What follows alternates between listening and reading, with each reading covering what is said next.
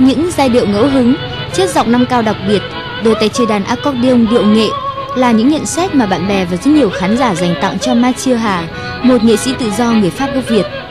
Anh còn nổi tiếng nhờ phong cách biểu diễn và sáng tác cùng lúc ngay trên sân khấu.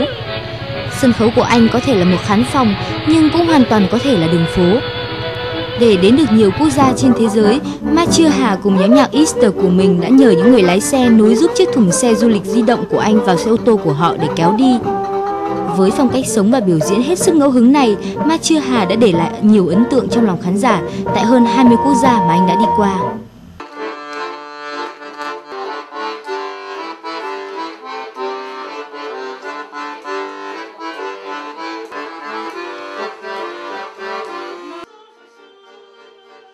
On m'a dit que vous ne prépariez pas des paroles, des chansons avant de chanter pendant le spectacle, c'est vrai?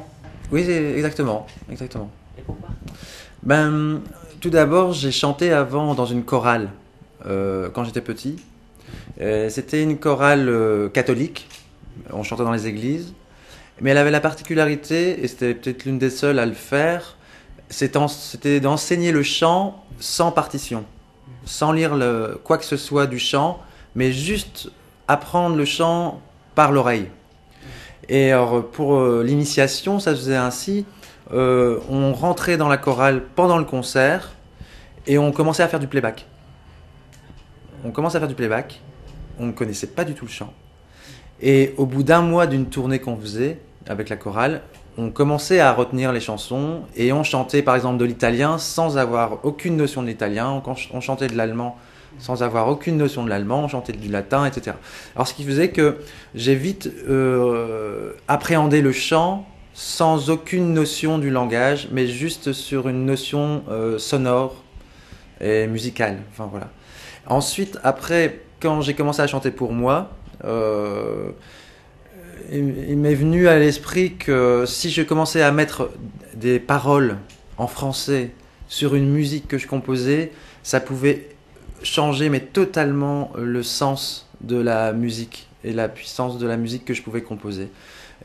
Parce que en fait par là j'ai une nécessité de pouvoir exprimer une chose très très profonde dont les mots ne sont pas suffisants pour moi personnellement et genre donc j'essaie de transcender un langage musical plus qu'un message vocable pour les gens. J'essaie plutôt de toucher les gens par l'intensité musicale et par la prouesse de la voix que par un texte. Mais parfois on ne comprend pas ce que vous chantez? Non, mais à ce niveau-là, ce n'est plus important. Enfin, je m'efforce à donner un sens sonore plus que... Vous savez, par exemple, vous pouvez dire « je t'aime » à votre femme, et c'est pas vrai, quoi. Et puis, répéter sans cesse les mêmes mots, pour moi, parfois, ça n'a plus de sens, ça perd son sens. Ça peut perdre son sens que chanter des onomatopées, chanter sans paroles. Pour moi, c'est comme Charlie Chaplin qui fait du cinéma sans parler, mais juste avec des images. C'est ça, quoi. N'avez-vous jamais eu peur de vous retrouver un soir comme les écrivains devant la page blanche? Ça m'est pas encore arrivé, j'y pense même pas. C'est justement avec ce mode d'expression, on est sans cesse en renouvellement. On n'a pas justement la contrainte d'un oubli ou. C'est aussi quelque chose qui se joue aussi avec le souffle, la respiration. Par exemple, parfois, il suffit, c'est surtout ça la préoccupation, c'est le souffle. Si je n'ai pas assez de souffle, alors peut-être une syllabe pourrait sauver mon chant plus qu'une autre.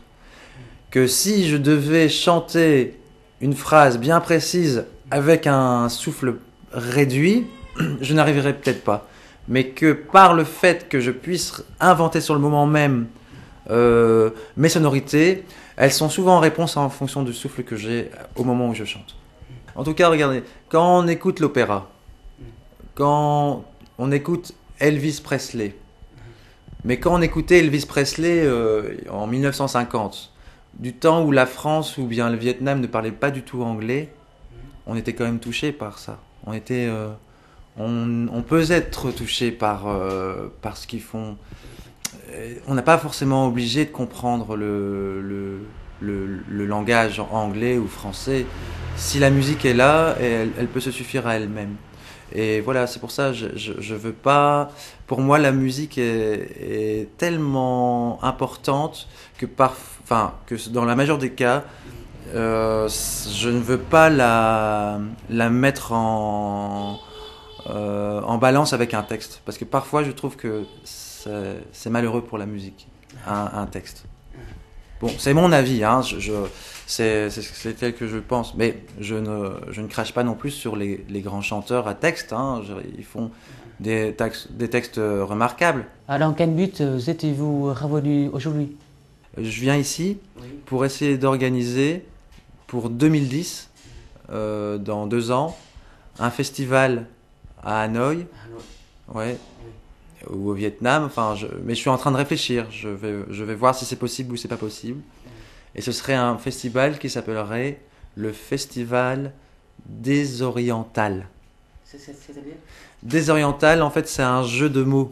C'est comme désorientation. Désorientation, désorienté. Qui peut y participer? Avec des artistes vietnamiens, avec des artistes japonais et chinois et belges. Ouais. Ouais. Il pourrait y avoir du théâtre, il pourrait y avoir de la danse, il pourrait y avoir de la musique, de la peinture. Voilà, et en faisant ce festival, je me dis que ça pourrait donner alors l'occasion à plusieurs artistes de différents pays de se rencontrer et de permettre à chacun de pouvoir alors bouger ailleurs et pas rester ici, seulement ici, parce qu'un artiste, ça doit bouger. C'est la chose la plus importante pour un artiste, c'est son territoire. Est-il vrai que jusqu'à 28 ans, vous avez toujours été convaincu que vous étiez d'origine chinoise? Oui, mes origines, à 28 ans, j'ai su d'où je venais. Ouais. J'étais adopté en fait par une famille française qui, jusqu'à présent, pensait que j'étais chinois. Et au moment où j'ai commencé à faire des recherches, j'ai découvert que j'étais d'origine vietnamienne. J'aimerais bien retrouver ma maman. Oui, j'aimerais vraiment la retrouver. Et puis aussi, pourquoi pas essayer de retrouver le reste de la famille qui doit être à Saigon. Parce que dans le dossier, j'ai appris que son frère était retourné à Saigon. Voilà. Alors, je peux lancer une annonce. Si vous connaissez une famille dont le grand-père aurait été photographe pour le gouvernement de Saigon, ils peuvent m'envoyer des informations. Ça serait très très sympa. Envoyer ça à la télévision et puis la télévision me fera parvenir. Voilà. We love you. La découverte de votre pays natal vous a encouragé à participer plus régulièrement aux activités musicales au Vietnam? Oui, il y a de ça. En fait, j'ai rencontré des artistes locaux de Vietnam. Et en fait, avant de les avoir rencontrés, j'avais déjà fait des concerts au Japon et en Chine, où j'ai rencontré des artistes chinois et japonais. Et ce qui m'intéresse aussi, c'est de pouvoir essayer de faire un genre de réseau de connexion, d'échange entre les artistes, permettant à ceux-ci de pouvoir bénéficier des endroits locaux pour faire des concerts, par exemple. Je vous remercie beaucoup.